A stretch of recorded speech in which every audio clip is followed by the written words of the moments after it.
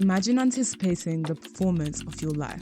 Skinny silhouettes formed by the cracks between the backstage curtains give you a preview of an impatient crowd, and your heartbeat harmonizes with the clock as it counts down to the time of your set. 3, 2, 1, you're on. With the authority of a queen bee leading her workers, your crew neatly follow as you lead them onto the stage. At the very first ripple of the curtain, asynchronous rounds of applause from innumerable rows of people cloud the building with an aura of love. Everyone on stage filters out into their position in the formation as rehearsed. It's showtime. Whilst hitting high notes effortlessly, you can already foresee your team taking home the gold. Then it happens. In the blink of an eye, everyone from the crowd to the cameraman is left speechless by your catastrophe.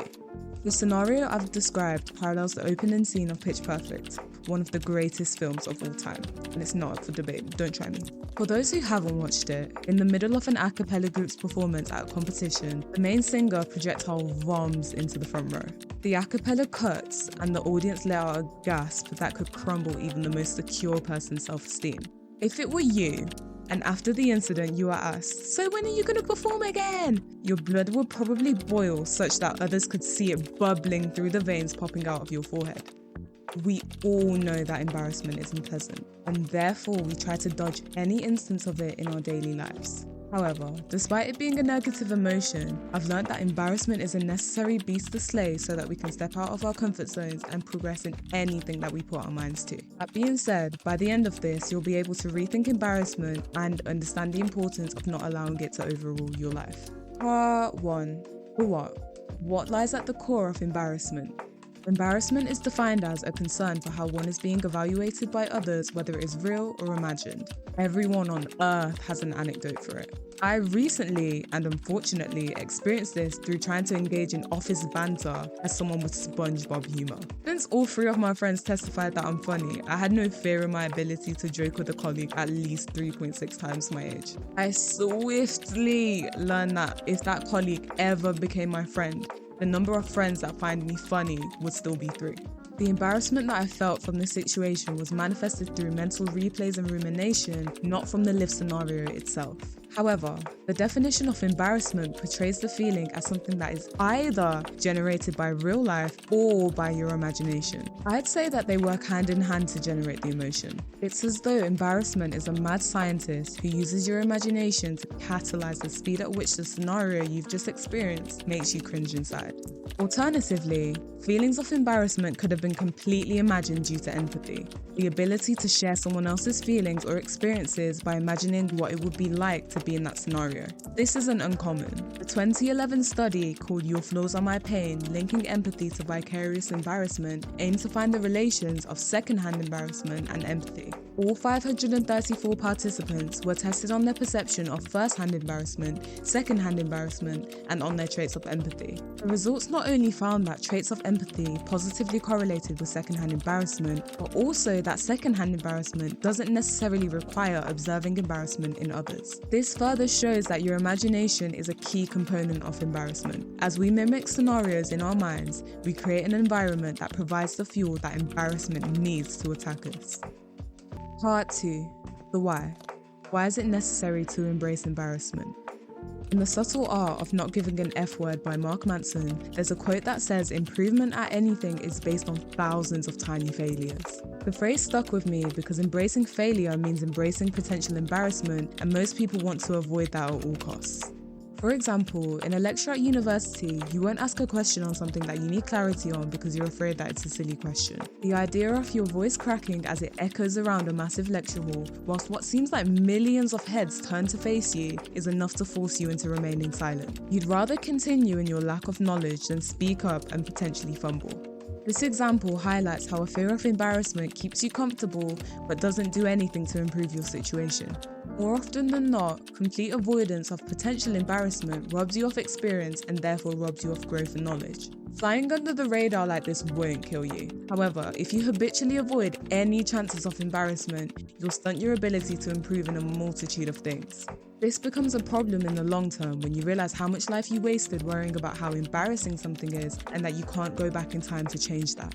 Part 3. The how. How to override feelings of embarrassment. There's a few ways that I've found to override the feeling of embarrassment, and most of these genuinely help me in everyday life.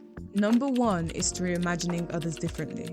If embarrassment is fueled by your imagination, you can fight against it by imagining others in a less intimidating light. It's like taking control of a rocket controlled by embarrassment, hijacking the system, and flying yourself back home. For example, if you're afraid to embarrass yourself in a lecture by asking a silly question, reimagine every person in the room in a different light prior to saying what you want to say. Your lecturer becomes someone who always leaves the group chat for dramatic effect, but no one lets them back in. Your classmates become people who always desperately phone their mum when shopping because they can never decide between penne and fusilli pasta. Humanizing people more by attributing some sort of imaginary embarrassment to them, even if it's pure nonsense, silences your embarrassment because now you're all on the same level. Who can say anything to you? Although it may sound a bit nuts, I promise you it's effective. Number 2, regulate the information that you're taking in. If the information you take in on social media constantly makes you feel self-conscious, you need to change the content that you're consuming. Whilst it isn't directly tied to embarrassment, if you're made to feel self-conscious, you'll carry that same energy around with you, so you'll be naturally inclined to try and be as perfect as possible. In trying to embody this, you'll be allergic to any situation that has even a 0.00001% chance of embarrassment. What we take in has more influence over our behaviours than we think, so we should be mindful of what we're feeding our brains. Number 3, and my favourite point, focus on the purpose of your overall goal. Let me kick this off by saying that if your goal is to be liked, you'll wear yourself out training and booting footballs towards your target before realising that you'll never score. It's as though the goal is protected by 200 professional goalies. You may get past one, but another will block the shot with ease. Let the purpose of your goals be focused on what you want/need, and then, if it applies, the impact that you want to make on others, not on any validation that you want to receive from them. For example, if your goal is a small one, like asking a question in your lecture to fill a gap in your knowledge, focus on the purpose, which is to advance your knowledge, and place it on a pedestal over anything else. Making excuses to avoid asking your question is equivalent to regarding your education as less important than that of every other student in the room. People are not a bridge and you are not the Gruffalo, so don't act like you're under them. Alternatively, if your goal is bigger, like becoming a creator on TikTok or YouTube, etc., focus on the impact that you want to make and how to get better at making that impact, rather than focusing on the likes and views. Unless you're lucky, your content will need a lot of work in the beginning. Focusing on the bigger picture, opposed to quantified measures of success, will make you invincible to the embarrassment of getting 8 views and no likes on your first video. Trust me, I know, because I'm going through it. I'm going through it right now. Anyways, if you have a big goal, embarrassment is just a tool to help you learn what works and what doesn't. And if it's a small goal, embarrassment is just as irrelevant as dirt on the bottom of your shoes. To conclude, feelings of embarrassment are just as natural and common as they are unpleasant. However, there are ways around it, and you must be sustained by your goal and purpose. If you consistently surrender to feelings of embarrassment, whether it's through avoidance of theoretical embarrassment or letting previous embarrassments stop you from putting yourself out there, you are bound to block your blessings. Reframing embarrassment as a controllable placebo feeling will improve areas of your life that you didn't even think about. Remember that if the price to pay for your success is embarrassment, it's more than worth it. Anyways, until next Friday, Alicia, Theodore.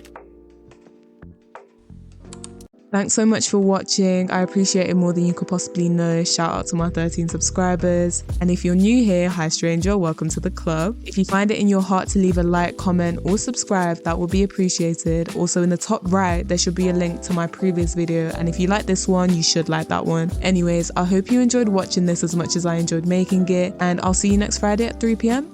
Okay, cool. I'm closing the laptop now.